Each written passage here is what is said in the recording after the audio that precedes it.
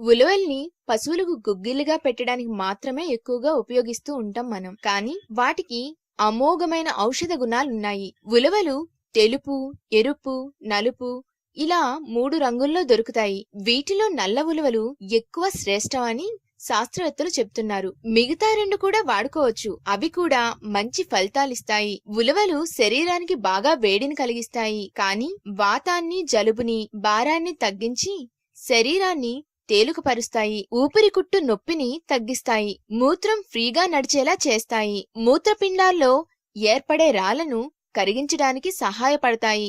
ముల్లంగి ఆకుల్ని దంచి తీసిన రసంతో ఉలవచారు కాచుకుని తాగితే రాళ్లు త్వరగా కరుగుతాయి. స్త్రీల బహిష్టుకు సంబంధించిన వ్యాధులన్నింటి మీద ఉలవలు ప్రభావం చూపిస్తాయి. ప్రసవించిన స్త్రీల మైల రక్తం పూర్తిగా బయటకు పోవడానికి ఉలవలు బాగా తోడ్పడతాయి.